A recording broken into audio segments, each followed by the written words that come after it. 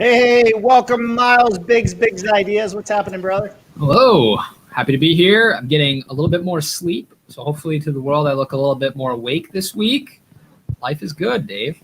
Life is good. You look more awake. You know, for all of you joining us that do not know, Miles and his wife have a new baby in their house. So as we all know, if you've been down that road, it can beat you up a little bit on the sleep department. So, Miles, even though you're busy with a baby, you're busy with your book launch, you're busy with your TED Talk, and you're busy with your top 5 podcasts, how did you find time to get the guest we have on today to be on today? Where do you find the time for this, man?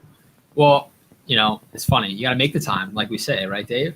And a lot of people, we've talked about this. So many people think it takes too much time.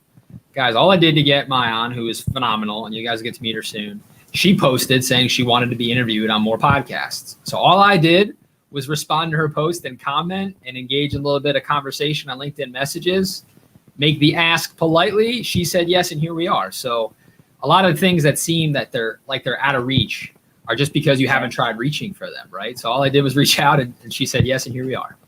I love it. I love it. All right, everybody, if you're just joining us, we are live on LinkedIn, YouTube, Facebook, and Twitch. Why are we live on Twitch, Miles? It's where the next generation of home builders are, Dave. It is, right? We're talking about AR, VR. We need to go where the young folks are because we do not have the young folks in our industry. And guess what else we need more of in our industry, Miles? What's that? More increasing influence, right? We need more people within our industry talking about our industry, talking about all the great things that are happening, the innovation that's happening. And it doesn't matter what your widget is. You could be selling diapers, or you could be selling houses, or you could be selling all the parts for houses. So at Dave Cooper Live, we are bringing you the people and the processes that are doing it better. And today is no different. Miles, why don't you do the introduction to our guest, Maayan Gordon, and then we'll bring her into the show. Sure. So Maayan Gordon, everyone, to Dave's point about no matter what you're doing, we need increasing influence. She's a glass blower by trade, right? But has built up an incredible personal brand online, increasing influence in her own way. She's a TikTok consultant. She's got nearly 1 million video views, over 2 million followers on TikTok, and she's showing other companies and people how to do the same thing. And so we're going to talk to her today about her journey to this point, and how everyone watching can try to mirror her success. I love it. So with further ado, why don't we bring in Maayan? How do you think? Do it. Hey, what's happening, Maayan? How are you today? I am doing phenomenal. Thank you. It's actually, not to get a little cocky, it's more than 800 million views on my TikTok right now across all the videos, which blows my mind. Like we're getting close to 1 billion. That's crazy. So more than 800. You were just at 750. That's how fast it starts happening. I'm changing a banner here. Just that's what we can do here. 800 plus million views. I love it. I got excited when I had 90,000 on one of my posts. I remember that. Yeah, I was there too before TikTok happened. I was like, 10,000. That's awesome. Yeah, well, it is awesome. I guess it's just relative to where you are and what you're doing. And I think that's kind of the key thing. So, all right, Maayan, before we jump into this, we ask everybody, we want to know everything about you from the moment you were born to this very moment in time. Do not leave out anything from the hospital, or we will call your relatives to find out the real truth. Got it? Got it. You got 2 minutes. Go. All right. So I was born in Providence, Rhode Island. Then my family moved cross country to Seattle, Washington, where I grew up when I was about 2 years old. I went to an Orthodox Jewish school that maybe had 50 people in it to start. Then went to another Orthodox Jewish school that had about 200 kids in it before I went to a almost all black middle school in Rainier Beach area. So a very low income area of Seattle. From there, I went to a very, very privileged high school, which was called Lakeside School, where Bill Gates and Paul Allen went, along with tons of other phenomenally accomplished people and entrepreneurs. And from there, I went to college because I thought that was kind of the only option. I grew up in a pretty sheltered family that was heavily focused on education. And so I thought it was, live at home and get a job, which was, I was not going to stay living at home, or it was go to college. And so I went to college, but then when I got away from the cocoon of my family, really started realizing how unhappy I was with just the life I was living and where it was going. And so I decided to drop out of college, and I just started doing copywriting full time. I was getting gigs off of Craigslist and making $15 to $20 an hour, which for me was like a mind-blowing amount of money at the time because I never grew up with allowance or any type of financial education in any aspect. And so I did that for a while. Things were going great. I moved into a rental house in Seattle with my boyfriend at the time, husband now, Ben. Things were going awesome. We were smoking a lot of weed, having a lot of fun, doing kind of whatever we wanted. And then one day we had this really awful thing happen, which was we were in a gas explosion. So we were cooking at the stove, me and my husband, Ben, boyfriend at the time, and just boom, like the biggest concussive blast so fast that we didn't really know what happened. Like your brain kind of figures it out after a minute or two, but it's just so surprising, so explosive. We both had some relatively severe burns, taken to the hospital. We ended up recovering very, very well. Neither of us really has any type of scarring from that, very luckily. But it really threw our life into complete disarray. Exploded not only like my life physically, but certainly emotionally, and just broke down my identity of who I was, because I had a lot of false confidence before that. It was how I connected with people. Like if I could be confident to a degree, I could connect with other people really well, at least on the surface level. And then realizing, oh man, I wasn't connecting with people in the way that I deeply wanted to. It just took me probably until, last year to really figure out, who am I? What is it that I enjoy doing? What value do I want to bring to other people in the world? And what do I want to focus my life on? And what is my purpose? So that journey for me was starting up a couple different businesses, from starting with a smoking accessories business where we created this product called diffuser beads and ended up selling to more than 200 different stores wholesale, as well as growing our Instagram following to like more than 20 or 30,000 through that business. Then I switched to a graphic design business because I kind of got bored of the diffuser bead business. It was a single product and I didn't really know how to grow it. So I started this graphic design business, which ended up being sticker printing, t-shirt printing, a lot of fun creatively for a while, until the manual labor of cutting stickers and pulling out the vinyl pieces from the t-shirt designs got really boring again. And that's when I got into glass blowing. And I've been doing glass blowing for the past 5.5 years now. Had a ton of success through Instagram. We've sold more than $1 million in glass pieces. I've also made all of those glass pieces. My husband helped maybe with like 5 or 10% of all of that inventory. And then last year, or late 2019, I hopped on TikTok, blew up very, very quickly, hopped on LinkedIn here on this platform, started sharing everything that I'd learned, not only in the past 10 years, but actively what I was learning on TikTok. That created a huge amount of opportunity. I formed tons of great relationships. And then very recently, I've been on Clubhouse as well. And last year, to wrap it up, I started up my own personal consulting brand. And then I also found a partner, and we teamed up to create a coaching business that really focuses on businesses in the 500K to 10 million range who are in a state of transition, whether that is a growth phase or a decline phase. And so I get to spend my time, going on interviews like this and creating value and delivering value, but also working on that infrastructure and the marketing around that business. I don't even know where to go with that, Miles. I'm leaving this one up to you. I was going to say, just let's have a moment of silence the whole process. I'm ready to go smoke some pot. Everything. That's phenomenal, especially when it's funny. I was looking at your LinkedIn profile before this interview, and I noticed that your job experience listed only went back like 2 years. So you really just hopped on LinkedIn in the past year or so? Yeah, I feel like my entire state of being that is today has been built in the last year and a half.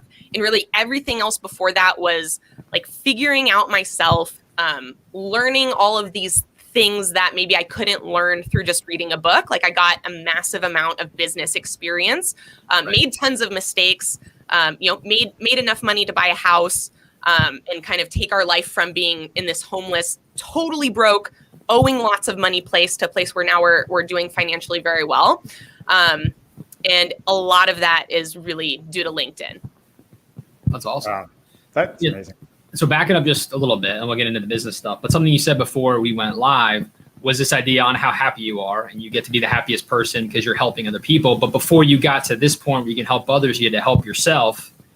And so you touched on it a little bit, but a lot of drama there with the blowing up and homelessness. And so what was that journey for you to figure out, your why and your purpose and feel like you yourself were more complete so that you could help other people do the same thing? Yeah, so it really started with freedom. Because I think, most of us when we're growing up in our parents' house feel like we don't have that freedom. And for me, I think it was a little bit more pronounced because one, my family's vegetarian and they keep kosher. So that's very limiting. Like I love meat and I was not allowed to eat meat growing up. So that felt very not, very jailed in a sense. Then also, again, like my parents were very, very typical Jewish worrisome parents. So we weren't allowed to have any form of guns in the house, including water guns, including Nerf guns. We weren't allowed to ride skateboards or scooters because that was very dangerous. And in fact, the one time I disobeyed and did ride a scooter, I ended up falling and breaking my wrist. So fair enough. I guess they were right. And it just really started with realizing wow, I'm in control of my life now. And I'm going to have to figure out what direction I want to take it instead of listening to all of these other voices. And through that's why I ended up starting all these different businesses was one, I wanted freedom to do what I wanted when I wanted it, even if that meant working more hours. It was my choice. And then from there, just tons and tons of communication. So the businesses allowed me to start really talking to a lot of people because they were potential customers. I was promoting something that other people had a similar interest in. And through that really started to realize, oh man, I'm not good at communication or conversation. Why is that? How do I get better? And tying that back to things that were inside me, like insecurity or not liking how I looked or feeling like I didn't sound the way that in my head I could think those thoughts. It didn't come out right. And so it was just a massive amount of reflection, practice, and, learning at the same time. So I listened to a ton of podcasts. I didn't read very many personal development books really until starting probably early this year when I decided I was going to really massively get into reading again. But it's just, it's been trying out everything that I think could help me and going all the directions where I think they would benefit me, and largely knowing that I have to continually step out of my comfort zone for me to get better. And I will never improve or grow if I just do what's comfortable. I love that. Yeah, for sure. I mean, all right. So there's a whole lot to unpack. Where to go on this one?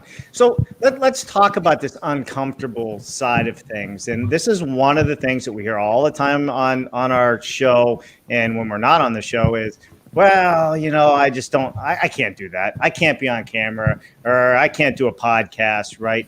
And because people are afraid what other people will think of them. People, how do they appear to other people? And this is one of the things I think where maybe you had that journey as well. You did it and you kept doing it and you found out that there's really not a whole lot to be scared of. In fact, for me, it was the opposite what happened. I found that people really started connecting with me. Is that kind of how the journey started for you? Yeah, another thing that to answer your other question before, what's driven me, and this relates specifically to what you're asking about, is I've always had a very clear picture of who it is I want to be. And also had a very clear picture of who I am now objectively and the difference between those two people. And so it was just always so clear to me, I have to get better and more comfortable at speaking to people because I want to be someone who speaks into people. And to do that, not only am I going to have to be comfortable talking to strangers in general, but I'm going to have to be more than just comfortable. I'm going to have to be passionate. I'm going to have to be able to create that connection through the emotion that I'm feeling that I know that they're feeling too, or I know that they can relate to. And there's something just so powerful, right, about when you're talking to someone and you can feel that they get you. You can feel that they understand. And it's just such an incredible feeling that I knew that that's something I wanted to be good at and to do. And so I just, anything that I had to do to get there, I was going to do. I love it. Go ahead, Miles. I was just going to, again, surprise, agree, right? As the guy that does podcasting, which is talking to people, what I like about everything you said is that you just dove in. And you were actively learning by actively doing, not just reading a bunch of books and thinking about stuff. You were doing it. It's do it scared, Dave, like you always say, right? That's right. And so I've found, like you're talking about with talking to people, the more people I've talked to over a couple hundred podcast episodes, you realize that everybody's basically the same. That has the same insecurities, the same hopes and dreams, or whatever. And then once you realize that, it's like this key to the universe where then it's the ultimate confidence, and there's no reason to be scared because the other person's just as scared as you. It's just, what's the difference? Are you going to be the one taking action, or are you going to be like everybody else kind of sitting on the sidelines thinking about getting on TikTok, whereas you jumped on TikTok right away and now you're the person that they're paying to help them figure it out, a year and a half later, which is awesome. Yeah, it is awesome. I say that same thing to my kids, right? My twin 12-year-old daughters, and they love TikTok. What kid doesn't like TikTok? I have fun with TikTok, but even with YouTube, and they're always saying, oh, this person has, 1 million followers and 4 million followers. And how cool is that? And my response is always this. Well, you could either be a watcher or you could actually be a doer. You can have that too. But you got to put in the work. The people that are doing this, it isn't one video and you make it huge. I mean, does it happen sometimes? Yeah, but that's like winning the lottery. It's not going to happen. And that's kind of what you said. You just got to do it. You got to put in the effort. You can't be scared of what you're doing. And you, like you were saying, Maayan, you got to know who you are and believe who you are and just be real so people connect. And I think that's what's really powerful about what you're doing. Yeah, I'd love to share, it is kind of like winning the lottery where you still have to be financially, most people who win the lottery lose all their money because they don't know, they didn't know how to make that money or to keep that money. Right. And it's the same thing with, video content or social media profiles. You might see someone who has a viral video or 1 million views. That doesn't mean their life's better than yours. It doesn't mean they have anything that you don't. They still have to put in the work to do something with that attention and that engagement. Yeah. It's like a one-hit wonder, right? You might have a single on the radio. It doesn't mean you're breaking in the dough. You've got to do it again and again and again. Yeah. I mean, over and over again. I mean, I'm live 6 days a week, right? 6 days a week. And I committed to it for 1 year to grow our channel. Now we're coming down to the last month and a half of my 6 days a week. And there's a part of me that's going, thank goodness, because it's a ton of work to constantly always know you have to set up and be on and wherever you're at. But it's consistency. And that's how we're seeing it, for like we were talking off camera. It's not so much about the amount of views that you get, and the likes that you get on one post or anything like that. It's really just that consistent message, consistently being out there. Because this is kind of a question too, Maayan. Like for us, Miles and I say it all the time. Everybody's like, we watch your show all the time. I watch it every night after work. They may not be live because most people watching our shows have jobs. They're working, and they can't do this from their cubicle. But I have to tell you, we sit there and we're like, why can't you just hit the like button or say hello? Let us know you're watching. Comment. Yeah. Just comment. Yeah. Or do Everyone something. who's watching right now, leave a comment. This is your prompt. Go ahead. That's it. Go ahead. Yeah. Let us know. But again, it's funny when you play in it, like the level with executives and stuff, they're here for information. They're not here to be social media gurus and want to know everything. And do you see the same thing in your world? I interact with so many different types of people. So I see a little bit of everything. I'd say there's a group of, professionals who are like really, CEO execs, PhD, professors who are very interested. Like they see the opportunity for them to, grab market share, digital real estate, to grab this attention source and use it and get ahead of all of their competitors. And then some people kind of are in a mindset of like, what I got right now is good enough for me. So I'm not going to put any, extra effort into things that I'm uncertain of. Yeah, I could see that as well. So Maayan, why don't you tell the audience, like, let's hear your elevator pitch for the business side of things. How are you helping people? If you were to break it down and I say, listen, I think Maayan's super cool. Love the tattoos, love the glass blowing.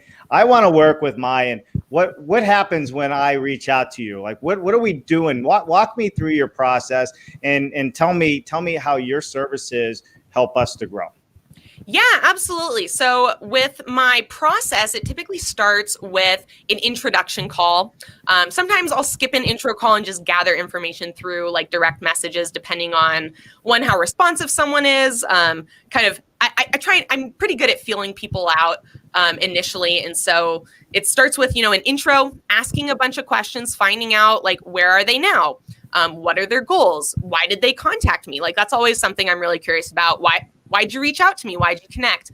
And then from there, if it makes sense and I think that I have some ability to help them or someone on my team has an ability to help them, we'll set up a discovery call.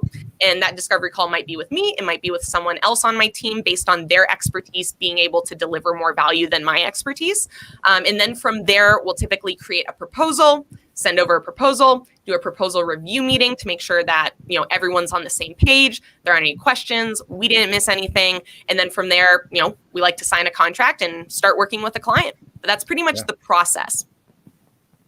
Love it. Love it. So how many clients you guys working with today? I mean, you guys are pretty big, right? That's a good question. So I wouldn't say that we're very big yet. We're certainly growing very, very quickly. And one of the things people will learn about me, I like to have a level of transparency that I don't see a lot of other business owners have. And so I love sharing numbers. So we started our business in about July. Champion Empire is the business I'm referring to because I have two kind of active businesses that do slightly different things. But Champion Empire started in July of last year, so that's 2020.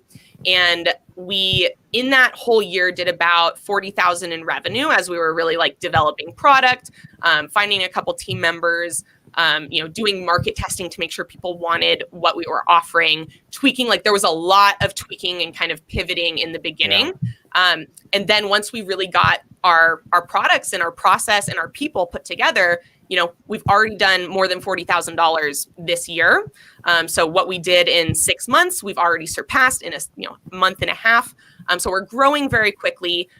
In terms of number of clients, that's a good question because I don't personally work with all the clients. I would guess it's somewhere between 8 and 10 at the moment in terms of ongoing clients. And then we also do one-off products like a deep dive strategy session or a company audit. So we have, people who take us up on that, a couple people per month typically right now. Yeah, I love it. Love it. Good, Mouse. I'm curious to hear about the market testing because I think that's where a lot of people stop, right? They've got an idea that they're super in love with. So everyone else is going to be in love with it, right? And then you launch it. It's like everyone that does one online course and no one buys it and they throw in the towel and it's over. What did you find throughout the testing and what sort of little tweaks did you make that you found made all the difference to people actually buying your services? Yeah. So for us, it was really when we were going through this process of testing out our product service offering, it was really looking at what is the response to the actual service that we're providing, which started out with group coaching, which again, we pivoted away from and don't offer now as a service. I have a free coaching group that I run weekly, but it's more just for generosity. And that's one of our 4 core values. But in terms of the product, it started out with group coaching because me and my partner, Jesse, had kind of both maxed out our time ability to take on new one-on-one clients. And we wanted to be able to offer that value to more people and at a reduced rate for people who couldn't maybe afford our one-on-one services. What we found out though was that our target market, or what we thought the target market was that they didn't want that product. And so instead of us thinking about, okay, how do we make this product better fit this audience that we've picked, we started thinking about what are the audiences that actually need this value? And so we shifted both our audience and our target market and then redesigned the product to fit that actual market. And I think that's something that a lot of people miss on is thinking about who specifically not only needs this product, but who wants it. And that was the big key. We had identified these are people who we know we can help and they need our help. But if they don't want your help, you're never going to sell them anything. And so then we had to think about, okay, who's also needing this help, but really is aware of it and wants the solution. And that was the big pivot for us, I would say. Yeah, I would imagine for anybody, even for myself, and I know Miles, it's kind of looking within and really saying, well, here's what I think it is, but here's what the market wants, right? And those are two different things. And I think that's where it really, I think, gets very hard for a lot of people. And I would imagine somebody like yourself or your team's service of saying, all right, well, here's how we're seeing it, can really shed a light on what you think is reality, but maybe isn't reality. Maybe the reality is this plus this plus this. So that's really interesting. So how did tell me a little bit about just when you got started in all this, like you blew up on TikTok, right? The glass blowing, was the glass blowing what started blowing you up on TikTok? Yeah, absolutely. I was one of the first glass blowers on the platform. Yep. And through my 8 years of posting on Instagram, I'd really developed an eye for like what kind of visual content people enjoyed. Because, I pay attention. I'm like, oh, that video did really well. This one didn't do well. Visually, how are they different? And so that allowed me to just create TikTok videos from kind of the get-go that I knew were visually satisfying. And that was really what blew me up. It was very much like an ASMR, satisfying, hypnotic type of video that people were like, whoa, this is amazing, and wanted to watch and share.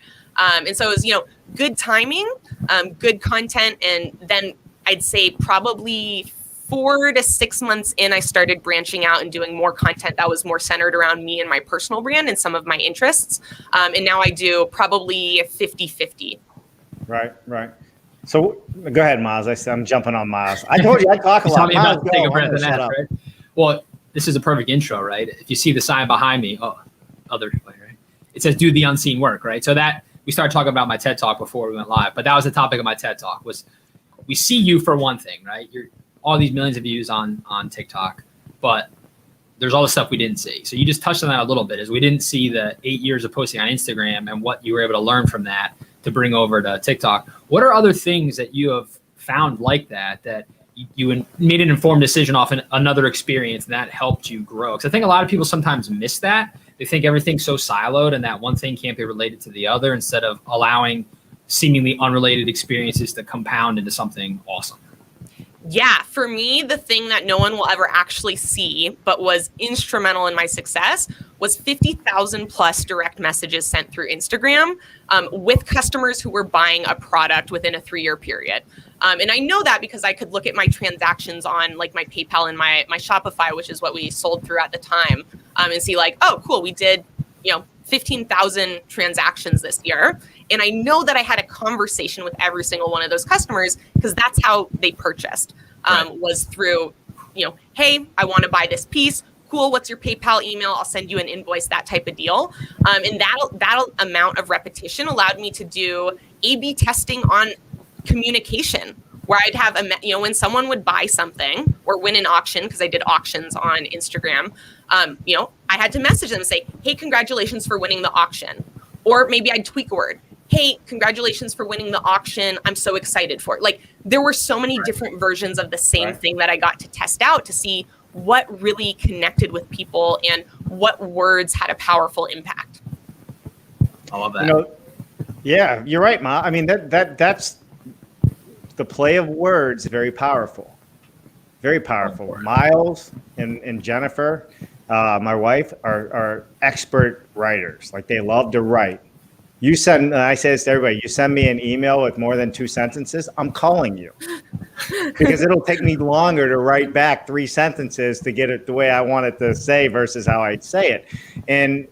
But even when we write our posts and do things, the power of words, I can tell when Jennifer writes a post and I write a post, it gets so much more traction if Jennifer puts her 2 cents into what we're doing. So I think that's really interesting that you actually sat there and studied what you were doing.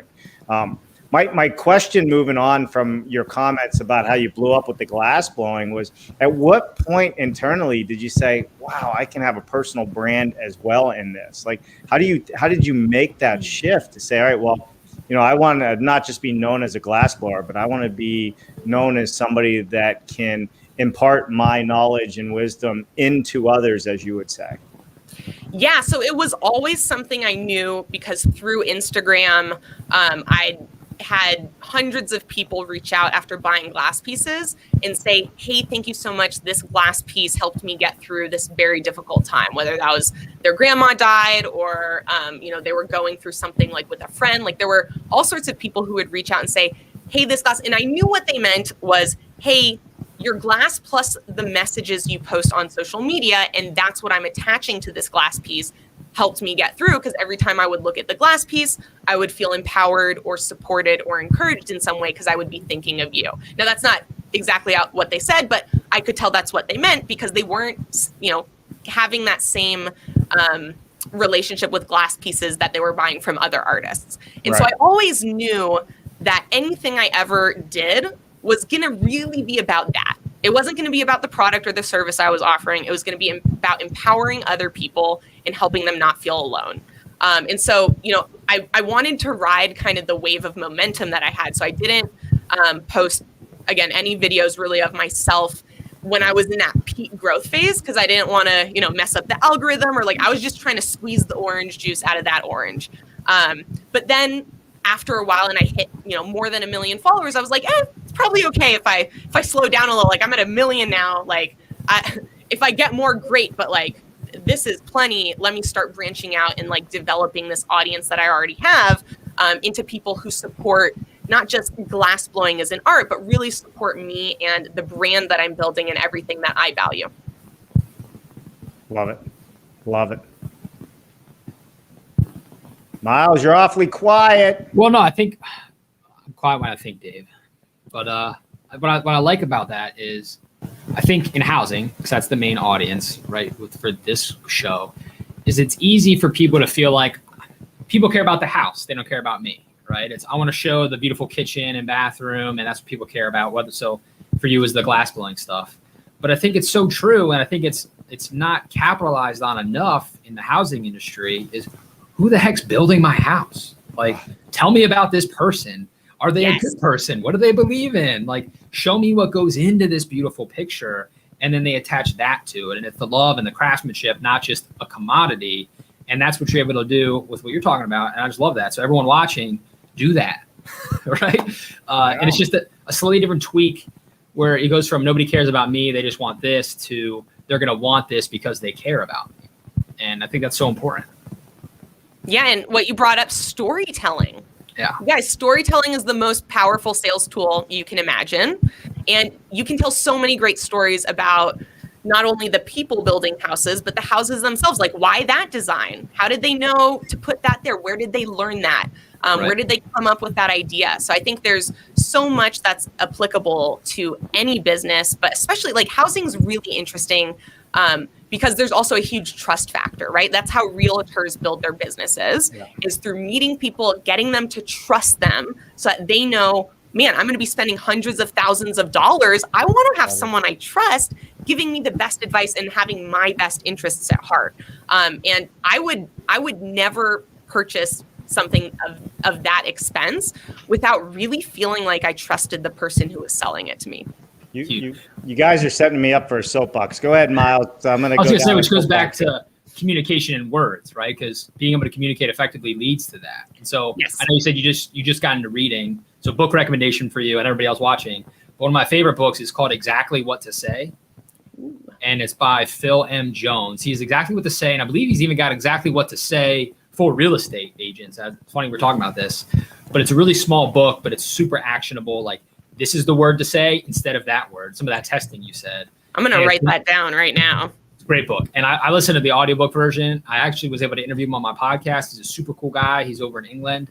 But if anybody's saying, okay, great, that makes sense, but where do I start? I would say go pick up that book, and it's a great spot to start. And then you can have fun doing your own testing and seeing what works for you or doesn't work for you. Yeah, no, for sure. So, Maayan, we talked a little bit on offline and now online.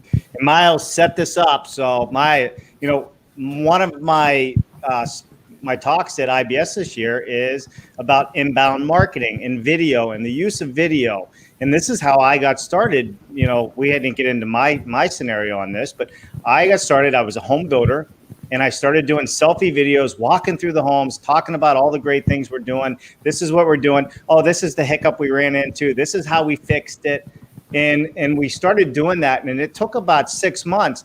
And I'll never forget, somebody walked into our sales center and they looked at me and like, hey, you're the guy on YouTube. My wife has watched all your videos. She loved the White House with the white subway tile, ... And that's when a light went off that I went from the first meeting to the third sales meeting on the first meeting.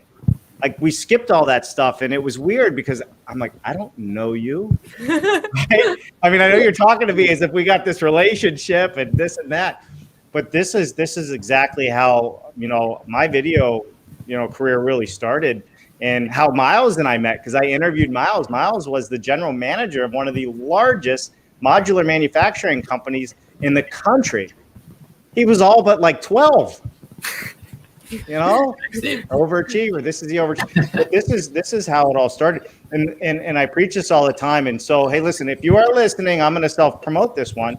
If you're on IBS, do a search, put in Dave Cooper. You will find the topics that I did. This was a Tech Bite session on the power of inbound marketing and video content and how you can sell yourself and get to know people, or they can get to know you without you ever meeting them. And that's the power of all this. And I would imagine with the followers you have, it's got to be weird sometimes. Like people just, it's got to be a little like, okay, slow down now. We're just on the first date, even though you think we're on our 10th date. Yeah, I started experiencing, the weirdest for me is I've been going to Las Vegas for trade shows for the cannabis and glassblowing industry for about 10 years. And because I'm so like consistent in public on Instagram and would do live streams and all these other things, when I go to the trade shows, and because also I'm pretty easy to recognize, I've got a relatively distinct look.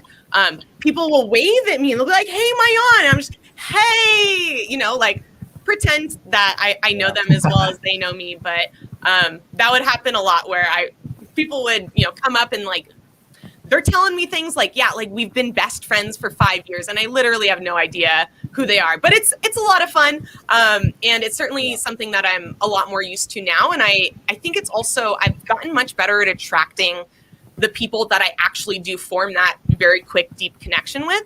And I think must be repelling people who I really wouldn't vibe with, because I've had very few meetings in the entire past year with people who I wasn't like, that was an awesome use of my time, and that is someone who I want to stay, friends and connected with. Yeah, that's really cool. Like you guys. Nice. Yeah. We're in the good column. That's good. Yes. We are in the good column. Let's see. I see there's some comments rolling in.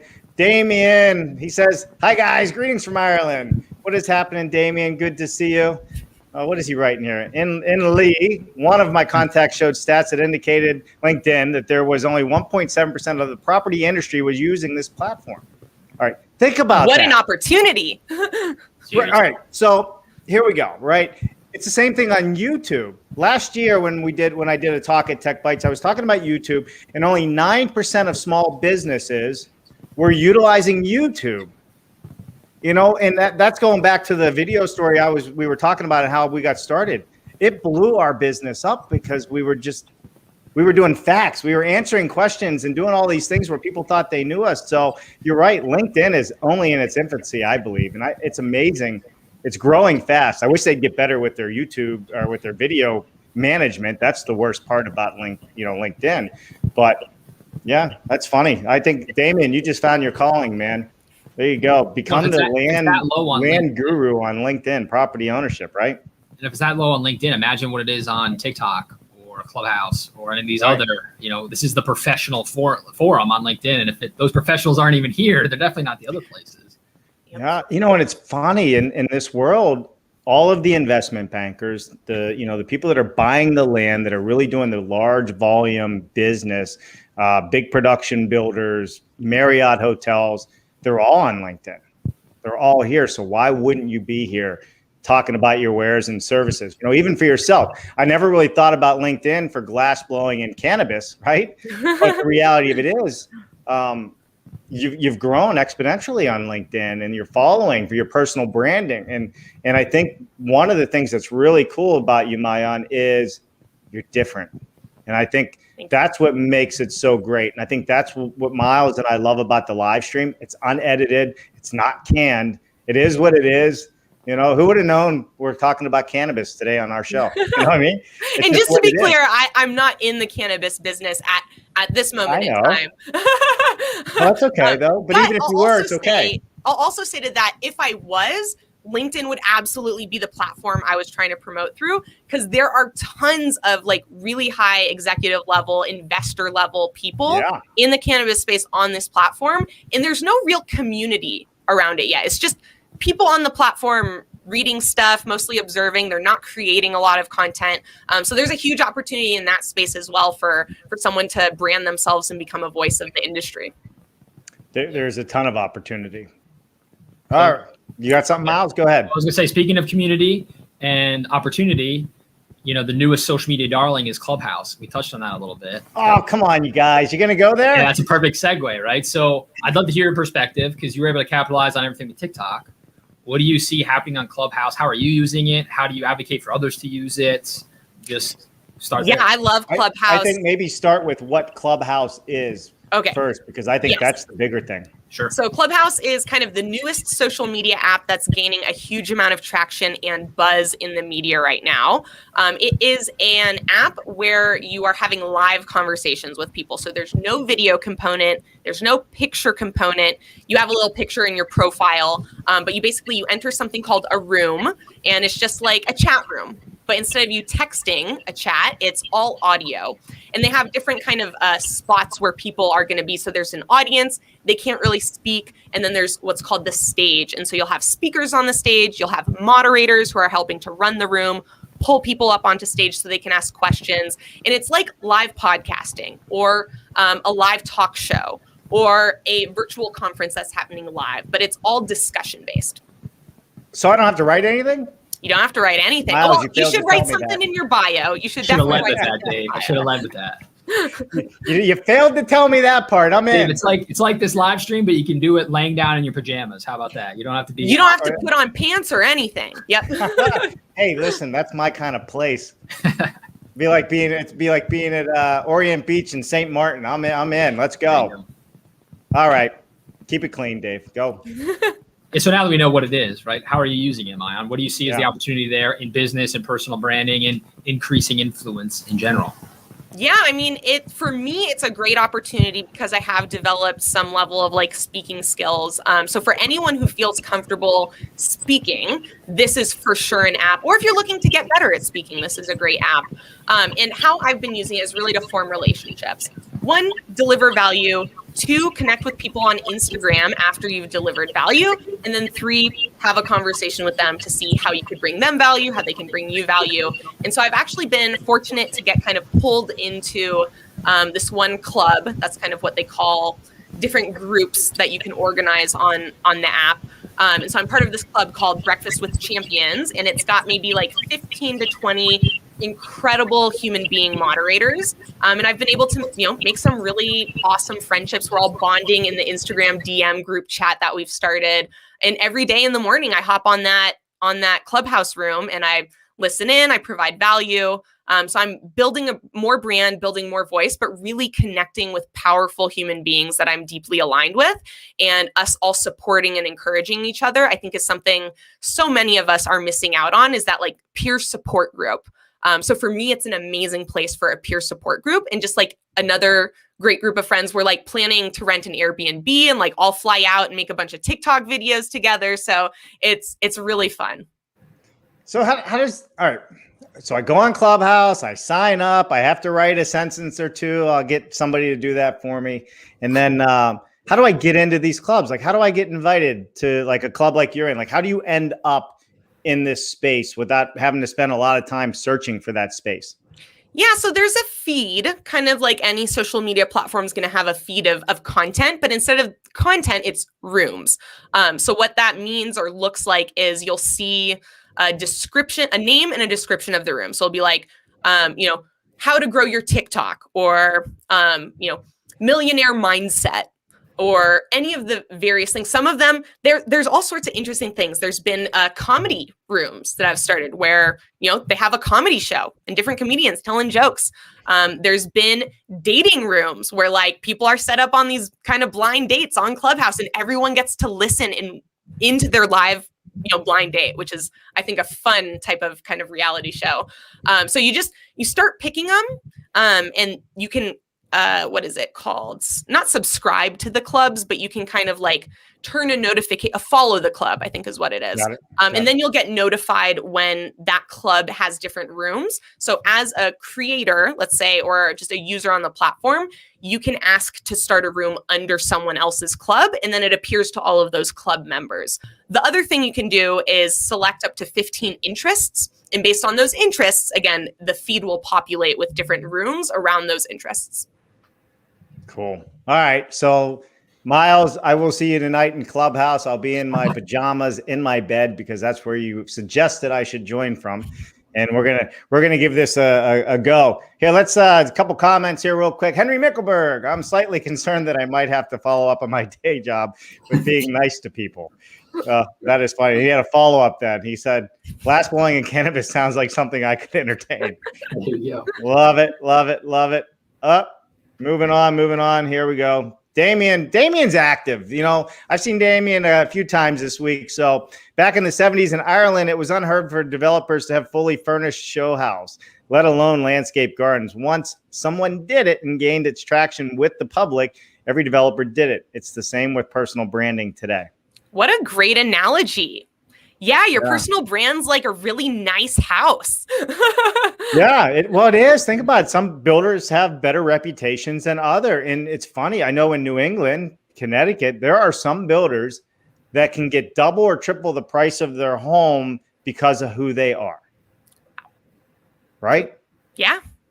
Well, going on amazing. This metaphor about the house, right? Going back to how Maayan described Clubhouse, she's on Clubhouse, then she's trying to get them to follow her on Instagram, to follow and connect.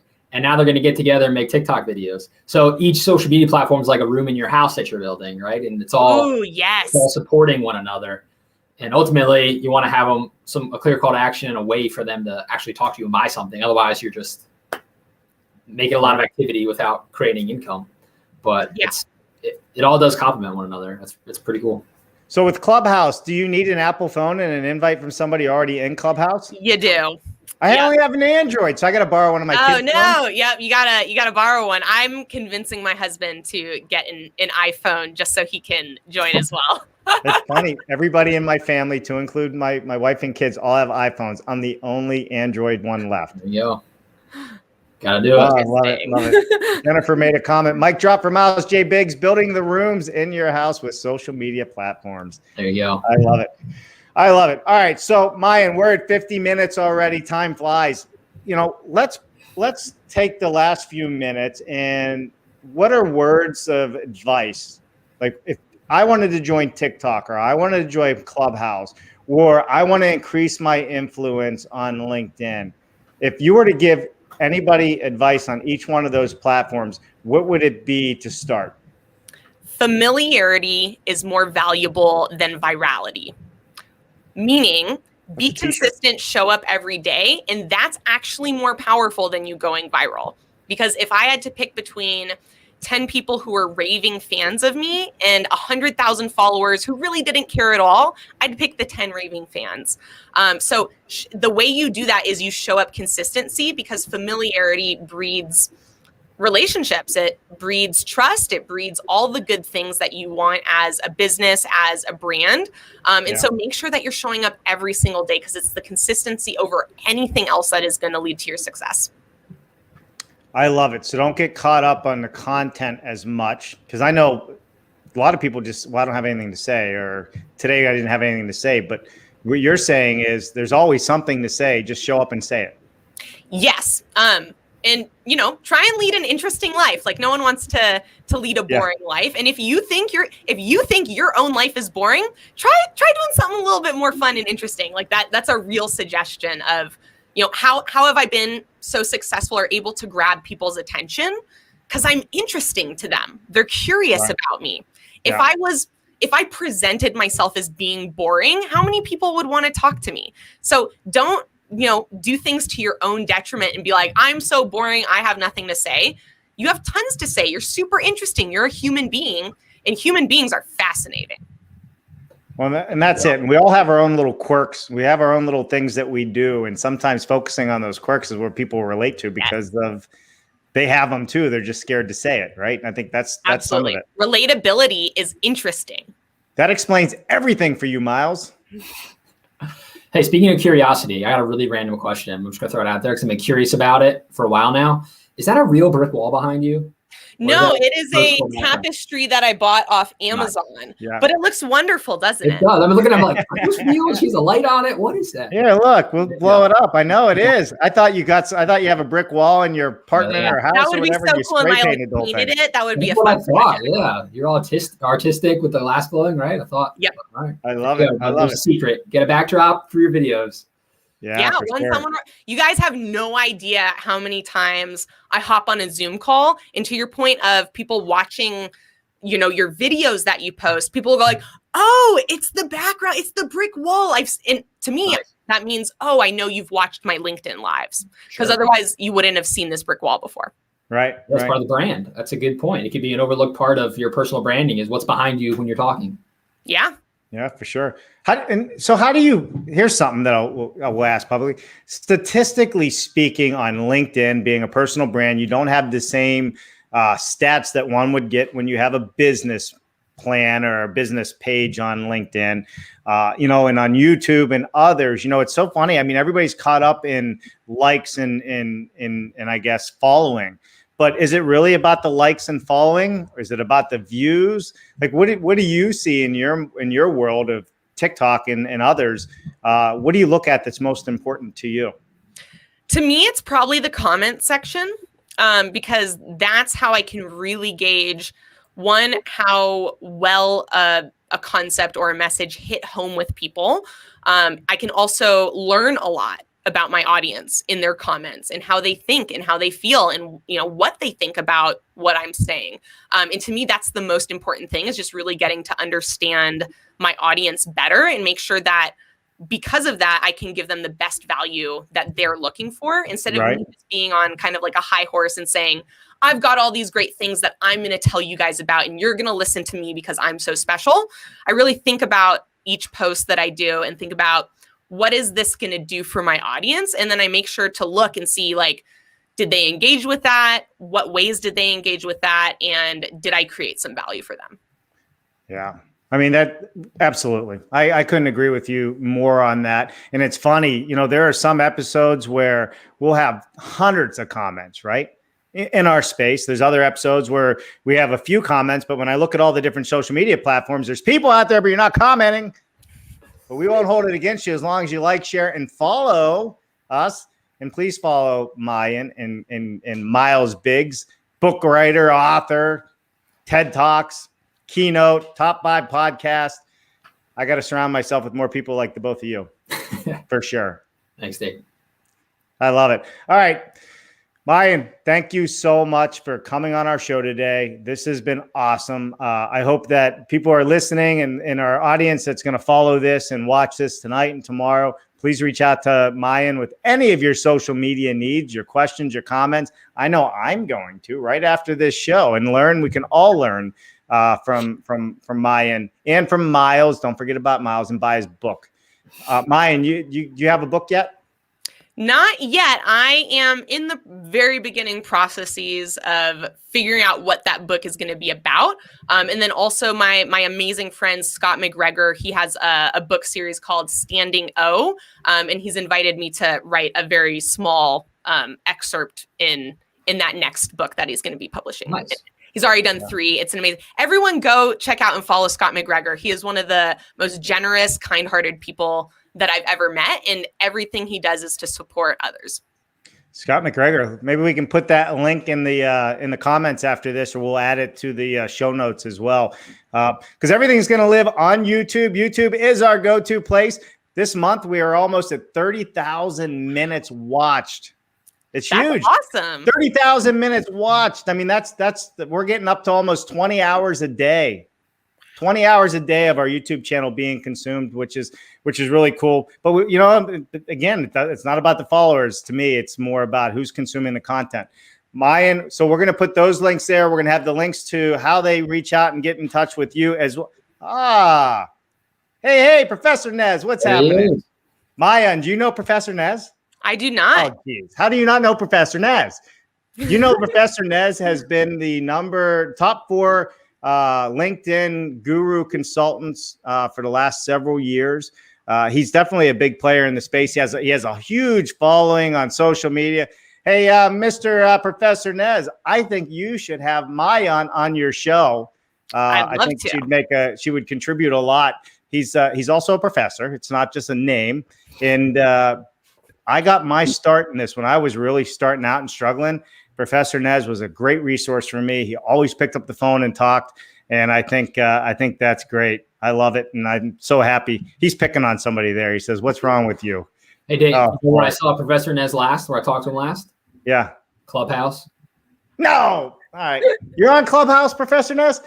Man. Yeah, I was in the room with him on Clubhouse. Another reason you got to get That's over what there. I mean. You never know who's watching. Professor Nez, he's an overachiever like yourself, Maya, and he has I don't know, 30, 40,000 followers on LinkedIn, and he's big on YouTube. He has a lot of things going on.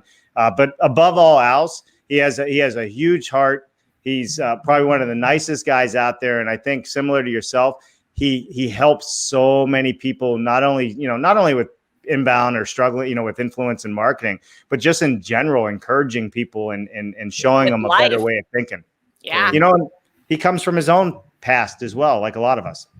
So he's going nuts. All right. I read a quote real quick that I'd like to share yesterday. And kindness starts with the understanding that we all struggle, right? If you can remember, every single human being on the planet struggles with something at some point in their life. So we all deserve and really need kindness. Yeah, Love that. I agree with that. All right. Well, listen, Maayan, it's been great. Professor Nez, it's always a pleasure when you sign in. Take a look at some of Maayan Gordon's stats. Connect. You guys definitely need to connect on LinkedIn. You guys would do amazing things together. I see one more red light came on here. Let me just see who it is so we give everybody. It's just Jen talking to Professor Nez. All right, Miles and Dave together. Rock the club. Hey, we should do that. That would be a lot of fun, too. I'm down. Yeah, me too. I'm in. All right, everybody. I'm done rambling on. Miles, do you have anything you want to say before we part ways, as well as you, Maayan? I'll just reiterate. You said thank you. I appreciate your time, Maayan. It was great getting to hear more of your story and pick your brain live. That's what I love. Yeah, I appreciate both of you so much, and I appreciate every single person watching and listening. Yeah, and you're live quite often. When are you live? Let's put that out there so people can tune in. I'm not live on LinkedIn on any regular interval right now. I'm kind of doing them random as time and energy allows, because Clubhouse has allowed me to book all of these really interesting Zoom meetings. So I've been doing a lot more one-on-one right now than I have one-to-many, but I'm sure I'll get back into it. And actually, our Business Champion Empire is going to be launching a podcast probably Q2 or Q3. And I'll make sure everyone's got details for that. That'll be live and also posted to Apple's and Spotify's and things. Nice. Love it. Perfect. All right, everybody. That is it. Thank you for tuning in. Increasing Influence with Dave Cooper and Miles Biggs Ideas. We are going to be live again, so please join me this afternoon if you're registered for the International Builders Show virtual at 4:45 today. We are going to be talking about offsite construction, modular construction, panelized construction, concrete construction, all offsite.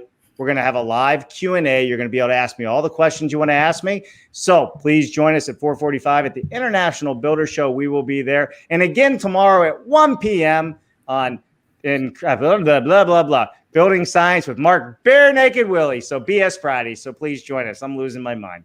All right. It's been wonderful, you two. Maayan, don't go anywhere. We'll see you after the outro. Everybody else, you have a wonderful afternoon.